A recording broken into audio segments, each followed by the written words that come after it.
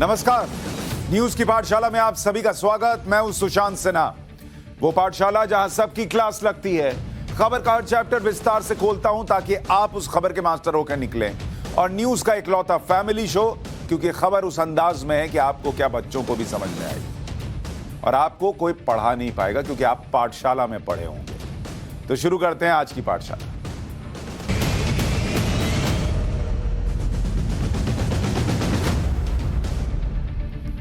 तो सबसे पहले आपको बता दूं कि पाठशाला में आज क्या लेकर आया हूं। आपकी जेब काटने वालों से पीएम मोदी का सवाल क्या है और उस सवाल में कितना दम है, आज आपको फैक्चुअली बताऊंगा। कौन आपका पेट्रोल सस्ता नहीं होने दे रहा है, इसका दूध का दूध और पानी का पानी करूंगा। इसके बाद, इस चैप्टर को देखने के बाद, पेट्रोल किसकी वजह से महंगा है नहीं है वो आपको समझ में आएगा। वो गलत इतिहास जिसे पीएम मोदी ने डिलीट करवाया, उसके बारे में बताऊंगा। पाकिस्तान में चाइनीज लोगों को बम से कौन उड़ा रहा है और भविष्य में आपके घर टैक्सी क्या उड़कर आएगी, ये उड़ने वाली टैक्सी कहां से आएगी, उसकी तस्वीर आप देख रहे हैं। ये आज आपको पाठशाला में आखिर में बताऊंगा। उड़ने वाली टैक्सी कैसी होगी और कैसे आप उसमें सफर कर पाएंगे और कहां से आएगी। लेकिन शुरू करते हैं पाठशाला, और सबसे पहले महंगे पेट्रोल डीजल का चैप्टर और कौन इसे सस्ता नहीं होने दे रहा है, पीएम मोदी या विपक्ष, इसका चैप्टर।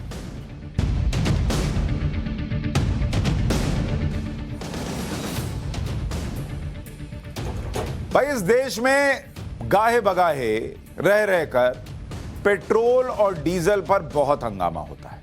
उसकी कीमत पर, पेट्रोल और डीजल की महंगाई सबको चुभती है। इस महंगाई पर राजनीति भी बहुत होती है। लेकिन वो सवाल, वो सबसे जरूरी सवाल कोई नहीं पूछता जो सवाल आज प्रधानमंत्री नरेंद्र मोदी ने पूछा।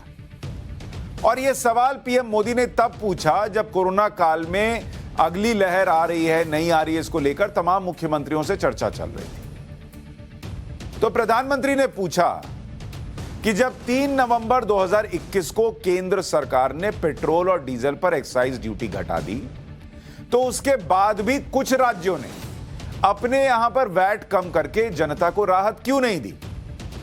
और यह सवाल कितना वाजिब है, कितना जरूरी है।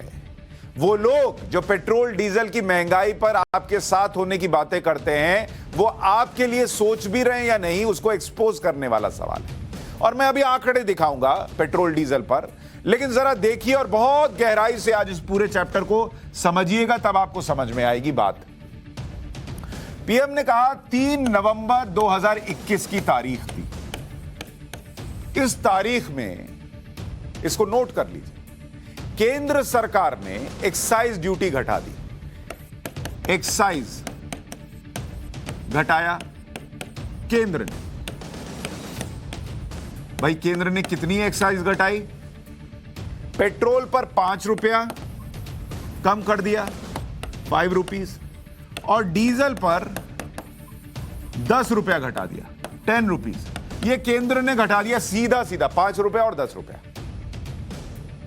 आज कितनी तारीख है? आज है 27 अप्रैल 2022। आज हम इस तारीख में खड़े हैं, यानी करीब 6 महीने हो गए, करीब करीब। इस 6 महीने में आपने कितने ही बार विपक्ष को ये हंगामा करते, आंसू बहाते देखा कि अरे जनता परेशान है, पेट्रोल डीजल की कीमत क्यों नहीं घटा रहे। नरेंद्र मोदी ने कहा हमने घटाया 5 रुपया 10 रुपया केंद्र के शेयर का, लेकिन राज्यों ने वैट नहीं घटाया। जो राज्य वैट वसूलते हैं पेट्रोल और डीजल पर, उन्होंने नहीं घटाया। किन्होंने नहीं घटाया? अब उन राज्यों के नाम सुन लीजिए जिनसे उन्होंने प्रश्न किया। उसमें नाम है महाराष्ट्र का। एनसीपी, शिवसेना और कांग्रेस, इनकी मिलकर यहां सरकार चल रही है। अगला राज्य जिसने वैट नहीं घटाया वो था बंगाल। ममता बनर्जी की सरकार है। इसके बाद तेलंगाना, यहां भी वैट नहीं घटाया गया एक्साइज ड्यूटी घटने के बाद भी। आंध्र प्रदेश, एपी, केरल, यहां भी वैट नहीं घटाया गया। झारखंड और तमिलनाडु, टीएन, ये राज्य हैं जहां पर वैट नहीं घटाया गया कि जनता को हम भी तो अपनी तरफ से कुछ राहत दें। और ये राज्य कौन है? ये सारे वो राज्य हैं जिसमें लेफ्ट भी आ गया, जिसमें कांग्रेस भी आ गई, जिसमें टीएमसी भी आ गई। ये वो सारे राज्य हैं उन्हीं विपक्षी पार्टियों के जो जनता के लिए पेट्रोल डीजल की कीमत ना होने पर, कम ना होने पर आंसू बहाने का दुखड़ा रोते हैं, दिखावा करते हैं। अरे इतना दर्द है तो वैट घटाओ, वैट क्यों नहीं घटाते हो? और इन राज्यों में पेट्रोल डीजल पर कितना वैट लिया जाता है, जरा इसको देखिए। ये वो लोग हैं जो आपके साथ होने की बात करेंगे, आपके साथ होंगे नहीं। आपके दुख में शामिल होने की बात करेंगे, लेकिन दुख में होंगे नहीं। जैसे महाराष्ट्र की बात लीजिए। महाराष्ट्र में पेट्रोल की कीमत 120 रुपये 51 पैसे। ये पर लीटर कितना वैट लेते हैं आपको पता है? 26% वैट, और उसके ऊपर 10 रुपये अतिरिक्त टैक्स लेते हैं। मुंबई में, बंगाल में, पश्चिम बंगाल में पेट्रोल की कीमत है 115 रुपया 12 पैसे पर लीटर, और ये वैट वसूलते हैं 25%। क्यों नहीं घटाती ममता बनर्जी अगर इतनी तकलीफ है, जनता का दुख दिखता है? तेलंगाना, पेट्रोल की कीमत है 119 रुपया 49 पैसे पर लीटर, ये 35% वैट लेते हैं, 35%। घटाइए। आंध्र प्रदेश, पेट्रोल की कीमत है 120 रुपया 86 पैसा पर लीटर, यहां वैट है 31% प्लस 4 रुपया लीटर अतिरिक्त। वैट में 1 रुपया रोड सेस भी ले लेते हैं, वैट +1। यहां तो पब्लिक का दुख आपको नहीं दिख रहा। अरे वैट घटा दीजिए। केरल, पेट्रोल की कीमत 117 रुपया 19 पैसे पर लीटर, 26% वैट है। झारखंड में 108 रुपया 71 पैसे का पेट्रोल मिल रहा है, 22% वैट लेते हैं, 1 रुपया सेस लेते हैं। वो सेस वाला 1 रुपया भी नहीं हटा पा रहे। तमिलनाडु में पेट्रोल की कीमत 110 रुपए 85 पैसे पर लीटर है, वैट यहां 13% है, उसके अलावा 11 रुपए 52 पैसे का एक्स्ट्रा टैक्स ले लेते हैं। तो वैट 13% देखने में कम लगेगा, लेकिन 11 रुपए 52 पैसे का एक्स्ट्रा टैक्स ले रहे हैं, उसका क्या? इतनी चिंता है अगर लोगों की, तो 11 रुपया 52 पैसे ही घटा दीजिए ना, जो एक्स्ट्रा टैक्स ले रहे हैं। ये राज्य इसलिए नहीं घटाते क्योंकि इनको लगता है अगर घटा देंगे तो जो वो फ्री वाली योजनाएं और जन कल्याण की बातें करते हैं वो कैसे करेंगे। तो अपने आप को समझ में आता है कि हम कैसे जनता को सेवा करके देंगे, हम उनके लिए कैसे काम करेंगे। केंद्र कैसे करेगा ये नहीं दिखता है। अच्छा, केंद्र जो कर रहा है उसमें भी एक्साइज ड्यूटी जो केंद्र वसूलता है उसमें भी राज्यों का शेयर होता है, उसमें भी राज्य पैसा लेते हैं। पेट्रोल डीजल से होने वाली महंगाई पर ही आज पीएम ने राज्यों से सवाल किया था। एक बार प्रधानमंत्री का बयान सुन लीजिए, फिर और इंपॉर्टेंट डेटा आपको बताऊंगा।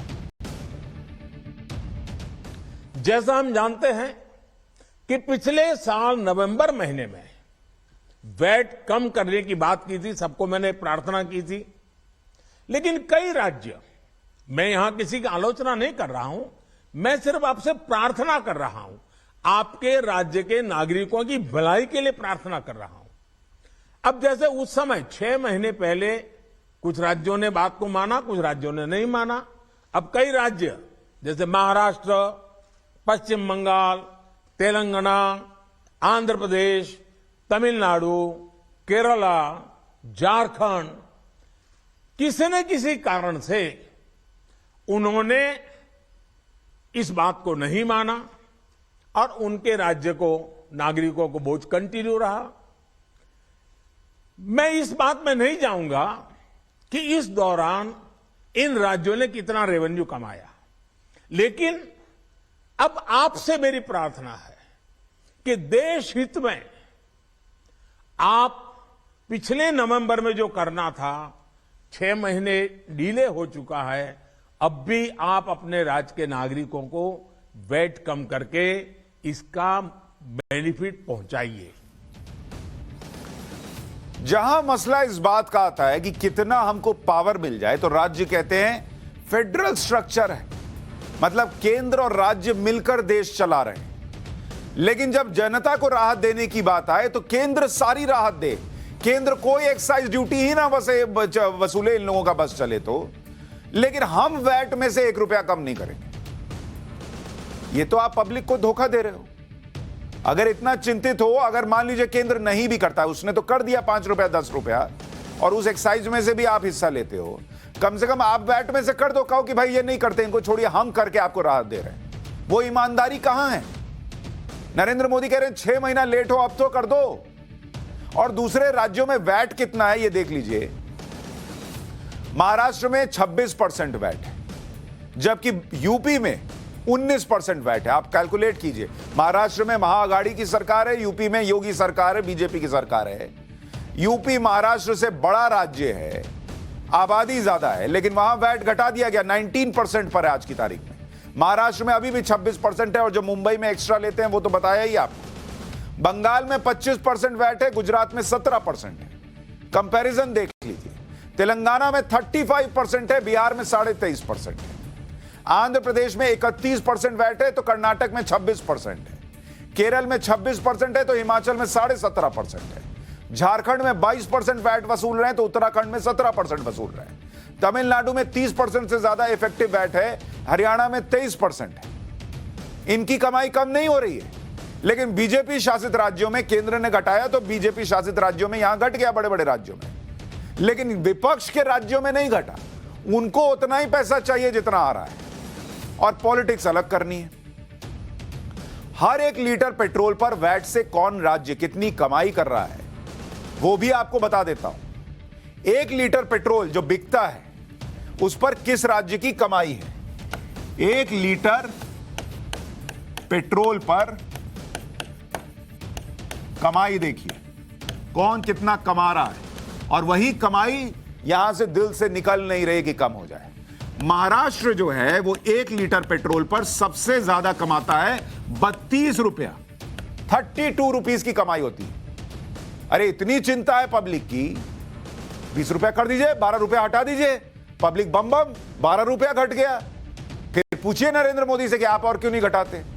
वो तो घटा रहे हैं, लेकिन अपने यहां का 1 रुपया नहीं घट रहा है इनसे। जबकि अगर आप उत्तर प्रदेश से कंपेयर कीजिएगा, यूपी से, इतना बड़ा राज्य है, ये मात्र 16.5 रुपया कमा रहे हैं 1 लीटर पेट्रोल पर।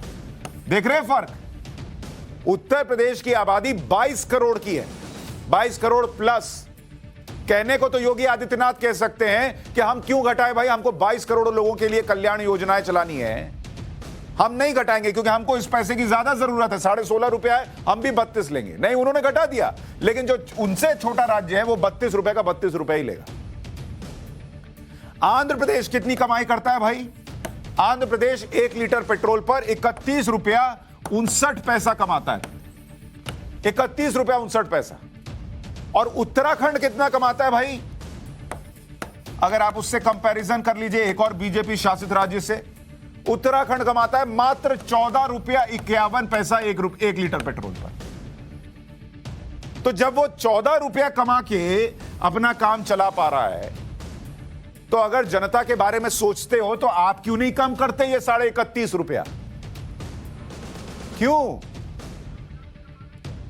केंद्र से भी लोगे, अपना भी कमाओगे, और कम भी नहीं करोगे, और छाती भी पीटोगे। इस देश में कल्चर बन गया, सारे सवाल नरेंद्र मोदी पे डाल दो और निकल जाओ। अपनी जिम्मेदारी किसी की नहीं है। राजस्थान को देख लीजिए, राजस्थान 1 लीटर पेट्रोल पर कितना पैसा कमाता है आपको पता है? 29 रुपया 10 पैसा कमाता है।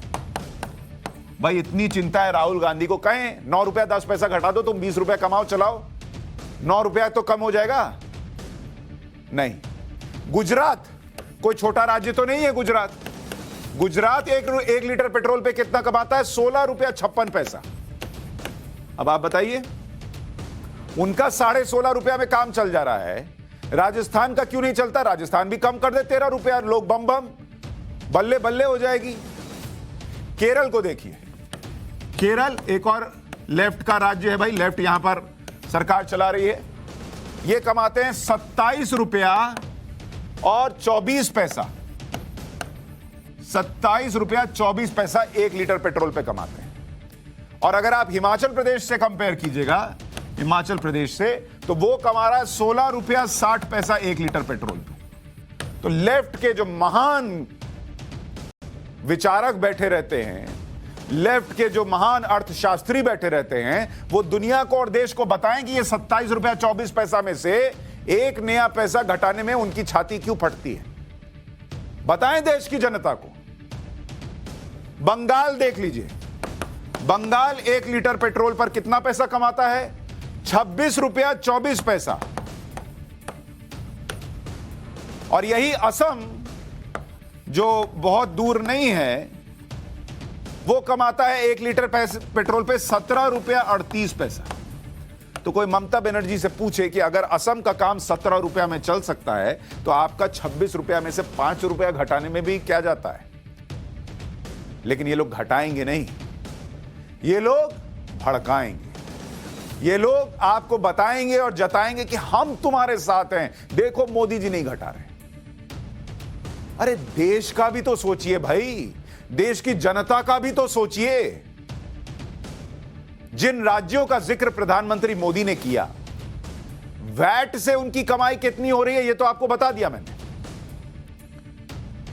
अभी एक्साइज पर से जो शेयर लेते वो भी बताऊंगा। लेकिन अगर आपको यह बताऊं कि पिछले साल अप्रैल से लेकर दिसंबर तक इन्होंने वैट से कितनी कमाई की इन राज्यों ने, तो उस कमाई का आंकड़ा भी देखिए आप। कोई छोटी मोटी कमाई नहीं की है इन्होंने, वैट से कमाई देख लीजिए। मतलब सारा सेंटर पर तो डाल रहे हो, लेकिन 9 महीने में इन्होंने कितना कमाया जरा देख लीजिए। महाराष्ट्र को वैट से, अभी इसमें एक्साइज ड्यूटी वाला नहीं जोड़ रहा हूं, महाराष्ट्र को वैट से कमाई हुई 24,886 करोड़ रुपए की। क्यों? यह पैसा कम था। दूसरे राज्यों ने क्या गुनाह किया है? बीजेपी शासित राज्यों ने जो कहें कि नहीं हम तो कम कमा लेंगे, हम किसी तरीके से जनता के लिए योजनाएं चलाएंगे, काम करेंगे। महाराष्ट्र जो है उसको 25,000 करोड़ चाहिए। क्यों भाई? आपके पर लगे हैं, दूसरे को उड़ना नहीं आता है। बंगाल ने कितनी कमाई की वैट से? बंगाल ने कमाई की 6,923 करोड़ रुपए। और ये तब का बता रहा हूं जब एक्साइज ड्यूटी नहीं घटी थी। इतना कमा चुके थे, उसके बाद तो वैट घटा देते, तब भी नहीं घटाया। तेलंगाना को देख लीजिए, तेलंगाना ने वैट से जो कमाई की वो रकम थी 9,751 करोड़ रुपए, लेकिन 1 रुपया नहीं घटाया। आंध्र प्रदेश ने 10,000 करोड़ से ज्यादा कमाए, 10,920 करोड़ रुपए, मतलब करीब करीब 11,000 करोड़ रुपए आंध्र प्रदेश की जेब में आ गए वैट से, लेकिन 1 रुपया नहीं घटाया। तमिलनाडु तो इनसे आगे 15,291 करोड़ रुपए की कमाई तमिलनाडु ने की, लेकिन 1 रुपया नहीं घटाया। और लेफ्ट की सरकार है केरल में, उन्होंने करीब करीब 6,000 करोड़, 5,977 करोड़ कमाए, 1 रुपया नहीं घटाया। झारखंड ने 3,240 करोड़ कमाए। अपने हिस्से से 1 रुपया नहीं देना है, लेकिन पॉलिटिक्स करनी है, हंगामा करना है। पेट्रोल महंगा हो गया। उद्धव ठाकरे ने एक ट्वीट भी किया और लिखा कि यह कहना गलत है कि महाराष्ट्र में स्टेट वैट की वजह से पेट्रोल और डीजल महंगा है। उद्धव ठाकरे ने महाराष्ट्र में पेट्रोल और डीजल पर राज्य और केंद्र दोनों के टैक्स का आंकड़ा भी दिया। अब आप देखिए कितने कमाल की बात है, खुद ही बता रहे हैं कि डीजल पर सेंट्रल वैट 24 रुपया 38 पैसा है। वो ट्वीट डालिए जरा, उसका आंकड़ा दिखाइए। ये देखिए, खुद कह रहे हैं कि डीजल पर केंद्र जो है वो 24 रुपया 38 पैसा ले रहा है और स्टेट जो है 22 रुपया 37 पैसा ले रहा है। भाई आप तो अपना तो हिस्सा घटाओ, आप तो मात्र 2 रुपया भी कम नहीं हो उससे, 2 रुपया 4 पैसे की कमी है, जबकि आप राज्य चला रहे हो, उनको देश चलाना है। और पेट्रोल में तो इन्होंने और कमाल कर दिया। पेट्रोल में बताया कि केंद्र जो है वो 31 रुपया 58 पैसा ले रहा है और खुद 32 रुपया 55 पैसा ले रहे हैं। तो भाई जब आप खुद 32 रुपया 55 पैसा ले रहे हो, केंद्र से भी ज्यादा ले रहे हो, तो वैट घटाओ ना। अपने ही ट्वीट में खुद को बारे में ही एक्सपोज कर दिया कि कौन कितना पैसा ले रहा है। ये तो भाई इनका है, इन्होंने ट्वीट किया है। तो कोई पूछे कि पेट्रोल क्यों नहीं सस्ता करते हैं? सर आप तो केंद्र से ज्यादा टैक्स ले रहे हैं, आप खुद बता रहे हैं। लेकिन नहीं होगा, हंगामा होगा। आप देखिए, राज्यों का वैट तो आपको बताया जाता है, ये लोग कितना पैसा लेते हैं आप जरा देखिए। अगर आपने कभी किसी बिल में देखा होगा तो उसमें 2 शब्द लिखे होते हैं, और वो 2 शब्द जो लिखे होते हैं वो लिखा होता है, आपने देखा हो कभी, आप कहीं खाने भी जाइएगा तो देखिएगा, एक लिखा होता है CGST यानी सेंट्रल जीएसटी, और एक होता है एसजीएसटी यानी स्टेट जीएसटी। कोई बिल आपके पास पड़ा हो, खाने का कहीं गए होंगे, रेस्टोरेंट में कहीं गए होंगे, आपने देखा वो सीजीएसटी एसजीएसटी लिखा होता है, और दोनों की के आगे रकम जो है वो बराबर बराबर लिखी होती है। ये जो एसजीएसटी होता है, स्टेट जीएसटी जिसको कहते हैं, ये इसका पैसा राज्यों को जाता है, यानी ये राज्य का हिस्सा है। यानी अगर आप 1000 रुपए का खाना खाए और उसमें मान लीजिए 50 रुपया एसजीएसटी और 50 रुपया आपने दिया सेंट्रल जीएसटी, तो वो 50 रुपया एसजीएसटी वाला वो राज्यों को जाएगा, और सीजीएसटी जो है ये पैसा जाता है केंद्र को। ठीक है, लेकिन इस सीजीएसटी की कमाई में भी एक बड़ा हिस्सा, ये जो केंद्र का पैसा है, इसका एक बड़ा हिस्सा राज्यों को देता है केंद्र। ये वैसे है कि ये आपके पिताजी की सैलरी है, जिससे घर तो चलता ही है, आपको पॉकेट मनी भी मिलती है, और आप जो ट्यूशन पढ़ा के कमा रहे हैं वो सिर्फ आपका है, उस पर पापा जी का कोई अधिकार नहीं। क्यों? ये तो मेरी कमाई है। लेकिन पापा जी के पैसे पे आपका भी हिस्सा है कि अरे मैं आपका बेटा हूं, मुझे नहीं देंगे थोड़ा? तो ये जीएसटी की बात नहीं है, हर टैक्स पे केंद्र जो पैसा वसूलता है उसमें राज्यों का भी हिस्सा दिया जाता है। जैसे कॉर्पोरेशन टैक्स हो गया, वेल्थ टैक्स हो गया, कस्टम, एक्साइज, सर्विस टैक्स, इन टैक्सों में यह होता है। साल 2022-23 में केंद्र सरकार राज्यों को अपने केंद्रीय जीएसटी कलेक्शन में से, बहुत ध्यान से सुनिएगा, 2022-23 में इसी वित्तीय वर्ष का जो केंद्र के पास पैसा आया अपनी सेंट्रल जीएसटी का, इसका पैसा, इसमें से राज्यों को कितना पैसा दिया? 2,68,148 करोड़। ये इतना पैसा राज्यों को देना है, ये केंद्र राज्यों को देगा। मतलब राज्य अपना तो कमाएंगे ही, लेकिन केंद्र से भी लेंगे इतना पैसा। एक्साइज ड्यूटी जो केंद्र सरकार पेट्रोल और डीजल से कमाती है, उसमें से भी राज्यों को इस साल 11,000 करोड़ की रकम दी जाएगी। ये पेट्रोल डीजल की एक्साइज में से, मतलब वो अपने वैट से तो कमाएंगे ही, उसके बाद केंद्र जो है वो इतना पैसा उनको अलग से देगा सेंट्रल जीएसटी के हिस्से में से, यानी एक्साइज में से। राज्यों को केंद्र अपने हिस्से के कुल टैक्स कलेक्शन में से 8,16,650 करोड़ रुपए इस साल देगा। मतलब इस पूरे साल में जो पैसा राज्यों को केंद्र देगा वो है 8,16,650 करोड़ रुपया।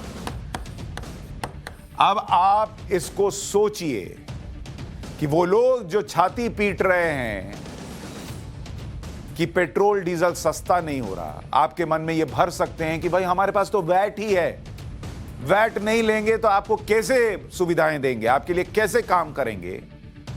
उनसे पलटकर पूछिए कि जैसे आपको काम करना है वैसे ही तो केंद्र को भी करना है। मसलन जो फ्री में वैक्सीन लग रही है, उसका पैसा होनोलुलु से नहीं आ रहा, उसका पैसा ना डोनाल्ड ट्रंप दे रहे हैं ना जो बाइडेन दे रहे हैं, उसका पैसा इस देश की केंद्र सरकार दे रही है फ्री में, अगर गरीबों को वैक्सीनेशन लग रहा है। और कोई एहसान नहीं कर रही, इस देश की जनता के होने के नाते आपका यह अधिकार है कि आपको, लेकिन पैसा कहां से आएगा? वो पैसा यहीं से आता है, इस सीजीएसटी से। तो वो उस पैसे से खर्च भी करें, राज्यों को भी हिस्सा दें, 8,16,650 करोड़ रुपए दें, एक्साइज ड्यूटी में से 11,000 करोड़ रुपए दे दें, लेकिन आप अपनी जेब से एक नया रुपया नहीं देंगे। कमाल की बात है। और फिर कहते हैं पेट्रोल डीजल महंगा चल रहा है।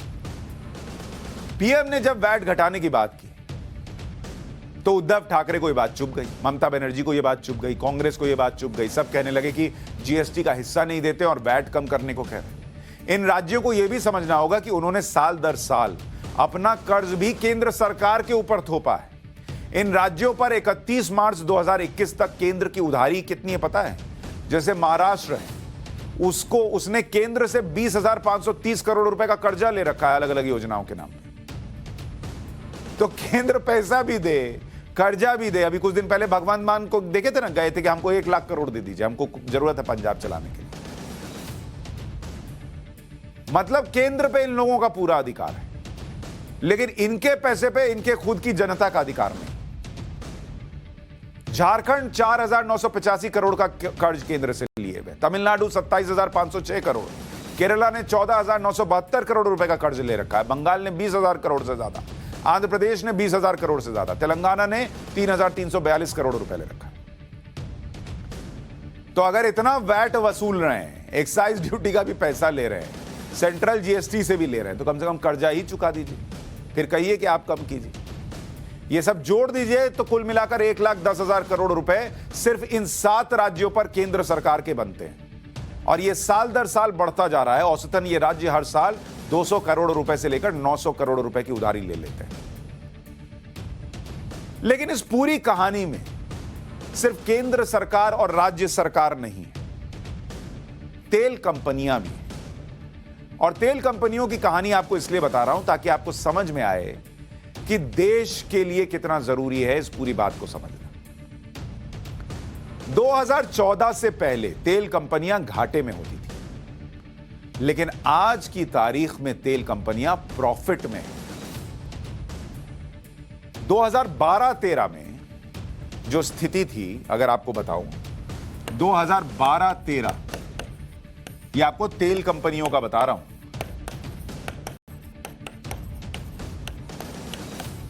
2012-13 में पेट्रोल डीजल की लागत से कम दाम में बेचने की वजह से ये कंपनियां 1,61,000 करोड़ का टोटल नुकसान था, क्योंकि आप सस्ता पेट्रोल बेच रहे थे, सस्ता डीजल बेच रहे थे, ऑयल बॉन्ड्स जारी किए जा रहे थे। तो इसमें टोटल लॉस जो है, टोटल नुकसान, वो हो रहा था 1,61,000 करोड़ रुपए का, जिसमें से 60,000 करोड़ रुपया, 60,000 करोड़ जो है, ये किसका नुकसान होता था? ये उठाती थी तेल कंपनियां, सॉरी यहां ले आइए, तेल कंपनियां, ये नुकसान उठाती थी तेल कंपनियां। और करीब 1 लाख करोड़ जो बचा वो उठाती थी सरकार। तो सरकार भी उठाती थी, तो ये मत सोचिएगा कि कोई अपनी जेब से दे रहा था, वो सरकार भी उठा रही थी, तो आपकी जेब से दे रही थी। 2013-14 में इंडियन ऑयल को अकेले 68,000 करोड़ रुपए का नुकसान सहना पड़ा था, जबकि ओएनजीसी के मुनाफे में करीब 32,000 करोड़ रुपए की कमी आ गई थी।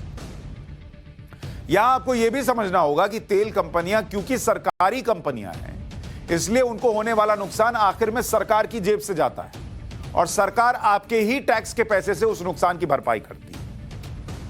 तो यह वो दौर था जब तेल कंपनियां भारी नुकसान में चला करती थी, और आपको यह बता दिया जाता था कि आपको पेट्रोल डीजल सस्ता मिल रहा है, यह बिना बताए कि उस नुकसान की भरपाई भी आप ही कर रहे हैं, और एक्चुअली आप पेट्रोल डीजल महंगा खरीद रहे हैं। यह चला है इस देश के अंदर, और वो कंपनियां बंद हो जाती तो कितनों की नौकरियां जाती, वो तो अभी हिसाब ही नहीं लगाया। आज की तारीख में स्थिति बदली है। अब सरकार टैक्स के पैसे का इस्तेमाल देश के विकास में कर रही है, ना कि तेल कंपनियों की घाटे की भरपाई करने के लिए। और तेल कंपनियां भी अब प्रॉफिट में हैं, और ये प्रॉफिट भी सरकार के हिस्से में आता है, जिससे सरकार विकास का काम करती है। ओएनजीसी जैसी कंपनियां जब मुनाफे में होती हैं, वो देश में तेल की खोज करती हैं, जिससे विदेशी तेल पर निर्भरता कुछ कम होती है। जब पैसा ही नहीं होगा, जब ठन ठन गोपाल है, पॉकेट खाली है, तो वो तेल कंपनियां अपने एम्प्लॉय को सैलरी देने का सोचेंगी कि ये सोचेंगी कि कहां ऑयल रिजर्व होता है, जरा ढूंढो, और पैसा ही नहीं है, होता ही नहीं था, तो कम करती थी। आज की तारीख में प्रॉफिट में है, तो आपका पैसा वहां भी बच रहा है, और तेल मिलेगा तो और पैसा बचेगा। यानी लॉन्ग टर्म में यह और फायदेमंद होता कि तेल कंपनियां घाटे में न रहें, क्योंकि घाटा होता तो फिर तेल कंपनियां ज्यादा एक्सप्लोर नहीं कर पाएंगी, उनका फोकस उनके घाटे की भरपाई पर रहेगा, जो कि आपके टैक्स के पैसे से ही होगा। ओएनजीसी पिछले वित्तीय वर्ष में, अगर आपको ओएनजीसी का बताऊं, oil and natural gas corporation, ये 2021 में 2021 में 11,246 करोड़, इतना प्रॉफिट में। ये नेट प्रॉफिट है सब कुछ हटाकर। जबकि इंडियन ऑयल को देखिएगा, अप्रैल से दिसंबर 2021, अप्रैल से दिसंबर 2021 ये 18,162 करोड़ के प्रॉफिट में। और जबकि 2013-14 में मैंने आपको बताया था कि यही इंडियन ऑयल जो है ये 68,000 करोड़ रुपए के नुकसान में थी और ओएनजीसी का घाटा 32,000 करोड़ रुपए घट गया था। तो ये तेल कंपनियां आज सरवाइव कर पा रही हैं तो कुछ नया तलाश पा रही हैं, देश को आत्मनिर्भर बनाने की तरफ सोच पा रही हैं, अपने एम्प्लॉयज को पैसा दे पा रही हैं, खुद चल पा रही हैं। लेकिन अपना दिमाग चलाइए और सोचिए, इतना सब कुछ समझाया, अब घर में टेस्ट पेपर लिखिए और बताइए आपके पेट्रोल की कीमत कौन घटने नहीं दे रहा। पाठशाला में अब उस इतिहास की बात जो अब तक 11वीं 12वीं के बच्चों को पढ़ाया जा रहा था, लेकिन जिसके चैप्टर अब डिलीट कर दिए गए। ऐसा क्यों किया, इस पर हिस्ट्री की क्लास।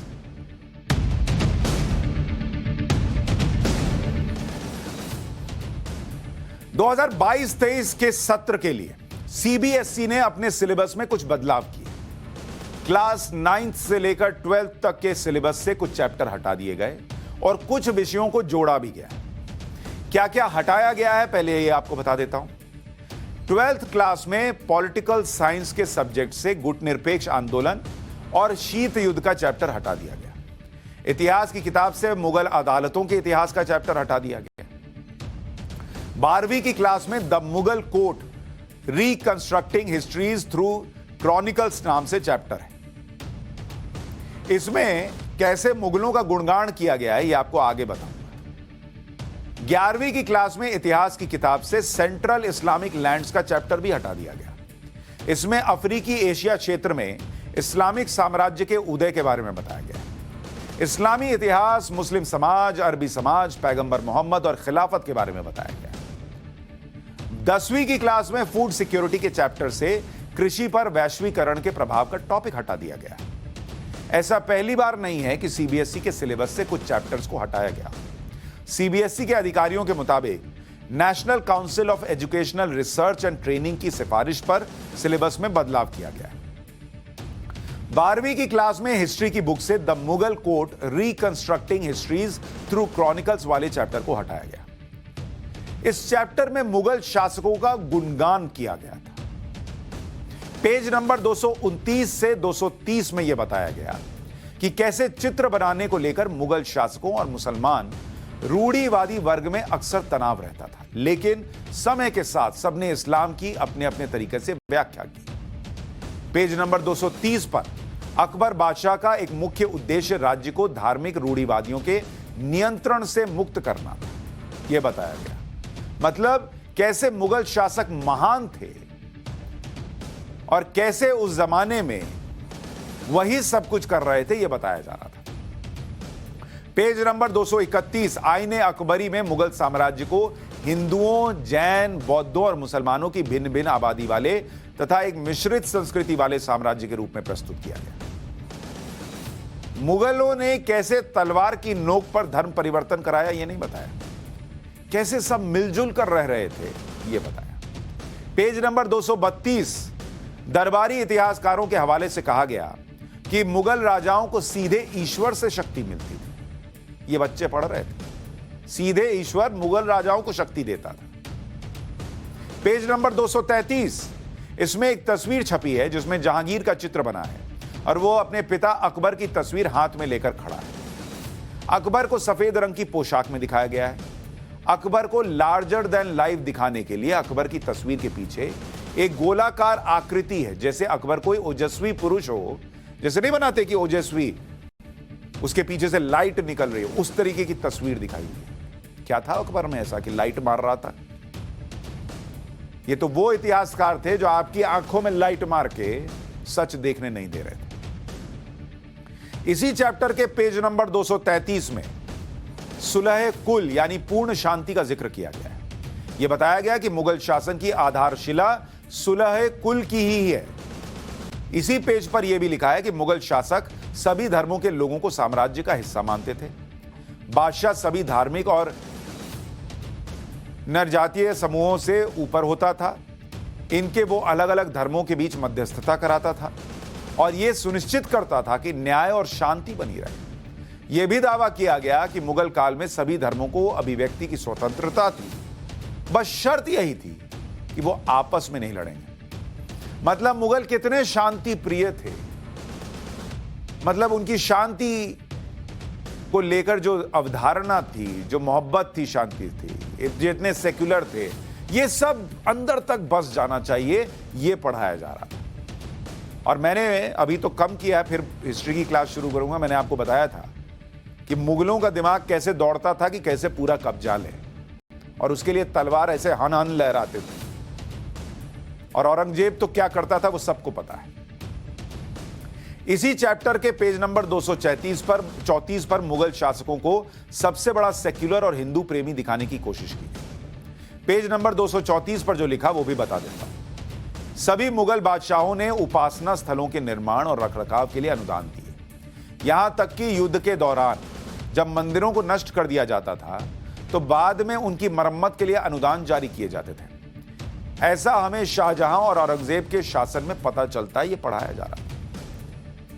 लेकिन किसी ने यह नहीं पूछा, यह नहीं पढ़ाया कि युद्ध में मंदिर टूटते क्यों थे, कितने मंदिर तोड़े गए, यह नहीं बताया। तलवार की नोक पर अगर इतना धर्म से प्यार था, हिंदुओं से प्यार था, तो तलवार की नोक पर धर्म परिवर्तन क्यों कराया? तो फिर पहले किसी को मारो, उसकी हड्डी तोड़ दो और फिर कहो कि मैंने उसके इलाज का खर्चा उठाया। अरे पहले हड्डी क्यों तोड़ी ये तो बताओ। ये नहीं बताया। इलाज का खर्चा उठाने वाले ओजस्वी और दानी लोगों के बारे में बताया। मुगल 11वीं क्लास की हिस्ट्री बुक के चैप्टर 4 का नाम है द सेंट्रल इस्लामिक लैंड्स। इसमें इस्लाम के उदय बारे में और उसके गुणगान को देखने को मिलता था। यह बताया गया कि इस्लाम का विस्तार कैसे हुआ। इस चैप्टर में लिखा है कि अब जब हम 21वीं सदी में प्रवेश कर चुके हैं, संसार के समस्त भागों में रहने वाले मुसलमानों की संख्या 1 अरब से अधिक है। वो भिन्न भिन्न राष्ट्रों के नागरिक हैं, अलग अलग भाषाएं बोलते हैं और उनका पहनावा भी अलग अलग किस्म का है। वो जिन तरीकों से मुसलमान बने वो भी भिन्न भिन्न प्रकार के थे और वो परिस्थितियां भी भिन्न भिन्न थी, जिनके कारण वो अपने अपने रास्तों पर चले गए। फिर भी मुस्लिम समाजों की जड़ें एक अधिक एकीकृत अतीत में समाहित है, जिसका प्रारंभ आज से लगभग 1400 वर्ष पहले अरब प्रायद्वीप में हुआ था। बच्चे पढ़ रहे हैं इस्लाम कैसे बढ़ा और क्यों बढ़ा। इस चैप्टर में आगे लिखा है कि अरब लोग कबीलों में बंटे थे। हर कबीले का नेतृत्व एक शेख करता था। प्रत्येक कबीले के स्वयं के देवी देवता होते थे जो बुतों के रूप में पूजे जाते थे। पैगंबर मोहम्मद का अपना कबीला मक्का में रहता था। वहां के धर्म स्थल पर नियंत्रण था। इस स्थल का ढांचा घनाकार था, उसे काबा कहा जाता था, जिसमें बुत रखे हुए थे। मक्का के बाहर के कबीले भी काबा को पवित्र मानते थे, वो भी इसमें अपने बुत रखते थे। हर वर्ष इस इबादतगाह की धार्मिक यात्रा यानी हज करते थे। बच्चे पढ़ रहे थे ये सब। चैप्टर में आगे लिखा है कि सन 612 के आसपास पैगंबर मोहम्मद ने अपने आप को खुदा का संदेशवाहक यानी रसूल घोषित किया, जिन्हें यह प्रचार करने का आदेश दिया गया कि केवल अल्लाह की ही इबादत की जानी चाहिए। इबादत की विधियां बड़ी सरल थीं, जैसे दैनिक प्रार्थना, सलात और नैतिक सिद्धांत जैसे खैरात बांटना और चोरी न करना। पैगंबर मोहम्मद ने बताया कि उन्हें उम्मा के ऐसे समाज की स्थापना करनी है जो सामान्य धार्मिक विश्वासों के जरिए आपस में जुड़े। ये सब स्कूल की किताबों में बच्चे पढ़ रहे कि इस्लाम में क्या था, नहीं था, कैसे था, कैसे नहीं था। बच्चे स्कूल में ये क्यों पढ़ रहे थे? इस चैप्टर में आगे लिखा है कि पैगंबर मोहम्मद के संदेश ने मक्का के उन लोगों को विशेष रूप से प्रभावित किया जो व्यापार और धर्म के लाभों से वंचित महसूस करते थे और अपनी नई सामुदायिक पहचान की बाट रखते थे। जो इस धर्म सिद्धांत को स्वीकार कर लेते थे उन्हें मुसलमान कहा जाता था। उन्हें कयामत के दिन मुक्ति और धरती पर रहते हुए समाज के संसाधनों में हिस्सा देने का आश्वासन दिया जाता था। मुसलमानों को मक्का के समृद्ध लोगों के भारी विरोध का सामना करना पड़ा, जिन्हें देवी देवताओं का ठुकराया जाना बुरा लगा और जिन्होंने नए धर्म को मक्का की प्रतिष्ठा और समृद्धि के लिए खतरा समझा। सन 622 में पैगंबर मोहम्मद साहब को अपने अनुयायियों के साथ मदीना कूच करने के लिए मजबूर होना पड़ा। पैगंबर मोहम्मद की इस यात्रा से इस्लाम के इतिहास में नया मोड़ आया। जिस साल उनका आगमन मदीना में हुआ, उस साल से मुस्लिम कैलेंडर यानी हिजरी सन की शुरुआत। पूरा चैप्टर इसी पर है कि कैसे बुतों का विरोध करने पर पैगंबर मोहम्मद साहब को विरोध झेलना पड़ा और कैसे जब कयामत आती तो मुसलमानों को किस तरीके से उनके साथ ट्रीटमेंट होता और कैसे दूसरों के साथ होता। अब आप सोचिए ये बातें आप बच्चे को स्कूल में आपके बच्चे को क्यों पढ़नी चाहिए? क्यों पढ़नी चाहिए, मैं ये पूछ रहा हूं। उसे अगर धर्म के बारे में पढ़ना है वो अपने घर में पढ़ेगा, वो स्कूल में जाके धर्म के बारे में क्यों पढ़ रहा है? आगे चैप्टर में लिखा है कि मुसलमान मक्का के काफिलों पर छापे भी मारते थे। मक्का को जीत लिया गया और एक धार्मिक प्रचारक और राजनीतिक नेता के तौर पर पैगंबर मोहम्मद की प्रतिष्ठा दूर दूर तक पहुंच गई। पैगंबर मोहम्मद ने अब समुदाय की सदस्यता के लिए धर्मांतरण को एकमात्र कसौटी माना और इसी पर बल दिया। रेगिस्तान की कठोर परिस्थितियों में अरबों ने शक्ति और एकता को महत्वपूर्ण माना। पैगंबर मोहम्मद की उपलब्धियों से प्रभावित होकर बहुत से कबीलों ने अपना धर्म बदलकर इस्लाम को अपना लिया। पैगंबर मोहम्मद के संरचित गठजोड़ का फैलाव पूरे अरब क्षेत्र में हो गया। मदीना उभरते हुए इस्लामिक राज्य की प्रशासनिक राजधानी और मक्का उसका धार्मिक केंद्र बन गया। काबा से बुतों को हटा दिया गया। पैगंबर मोहम्मद को थोड़े से समय में अरब प्रदेश में काफी बड़े भाग को नए धर्म समुदाय और राज्य के अंतर्गत लाने में सफलता मिली। समझ में नहीं आता था कि बच्चों को धर्म के बारे में बता रहे हैं या धर्म बदलने के बारे में बता रहे हैं, लेकिन यह पढ़ाया जा रहा था। अब यह चैप्टर नहीं है, सीबीएसई अब यह नहीं पढ़ाएगा। सीबीएसई ने अपने सिलेबस में पाकिस्तानी शायर फैज अहमद फैज की शायरी पर भी कैंची चला दी। 10वीं में सोशल साइंस के सब्जेक्ट में धर्म सांप्रदायिकता और राजनीति सांप्रदायिकता धर्मनिरपेक्ष राज्य पाठ से पाकिस्तानी शायर फैज अहमद फैज की शायरी भी हटाई गई। इस चैप्टर के पेज नंबर 46-48 पर फैज की एक एक शायरी के पोस्टर हैं। ये पोस्टर्स आपको दिखा रहा हूं। पेज नंबर 46 पर धर्म सांप्रदायिकता और राजनीति वाले हिस्से में फैज अहमद फैज की एक कविता है जिसमें लिखा है, चश्मे नम जाने शोरीदा काफी नहीं, तोहमते इश्क पोशीदा काफी नहीं, आज बाजार में पा बजौला चलो यानी आंसू बहाने के लिए काफी नहीं है, पीड़ा सहने के लिए गुप्त रूप से प्यार को पालन करने के लिए पर्याप्त नहीं है, आज जंजीरों में जकड़े सार्वजनिक चौक में चलो। पेज नंबर 48 पर फैज की एक और कविता है, हम तो ठहरे अजनबी, कितनी मुलाकातों के बाद खून के धब्बे धुलेंगे, कितनी बरसातों के बाद। ये 10वीं के बच्चे पढ़ रहे हैं। सब डिलीट, कंट्रोल ऑल्ट डिलीट। लेकिन जिनके दिमाग में छपा है पिछला वाला, उसको कैसे डिलीट कीजिएगा? उसको डिलीट करने से पहले यह जरूर सोचिएगा कि जिन्होंने ये पढ़ाने का सोचा बच्चों को, उनका मकसद क्या था। पाठशाला में अब बात बॉलीवुड के उस इकोसिस्टम की जिसने हिंदी फिल्में बनाकर करोड़ों कमाने वाले लोगों को हिंदी से ही दिक्कत है।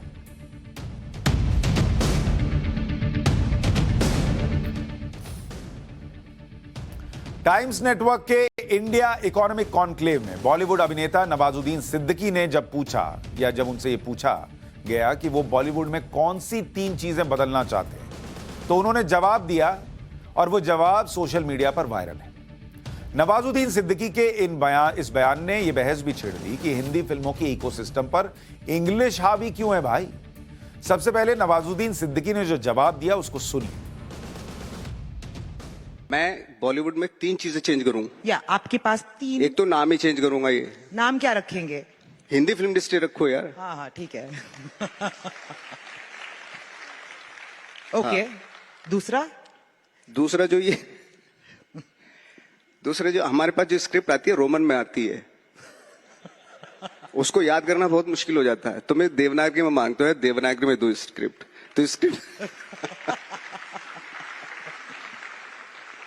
और तीसरा ये कि जो आसपास पूरी एक अजीब सी एक वो है ना, आप हिंदी में फिल्म बना रहे हो लेकिन डायरेक्टर भी असिस्टेंट भी सारे इंग्लिश में बात कर रहे हैं और एक्टर की समझ में ही नहीं आ रहा क्या, या you can do it, you know you will come here and then you will go there, and actor की समझ में नहीं आ रहा क्या, बस सीधे सीधे बोल देना यार।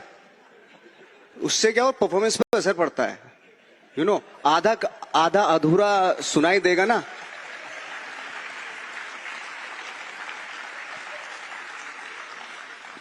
एक्टर को भी आधी चीजें समझ में आ रही है, नहीं समझ में आ रही, ऐसा हो रहा है ना। अब जब परफॉर्मेंस कर रहा है उसमें भी वो आ रही है कि लग रहा है यार वो no it's not coming, you know it's not coming in a way, you क्यों नहीं आ रहा, बेचारे वो समझ नहीं पा रहा यार।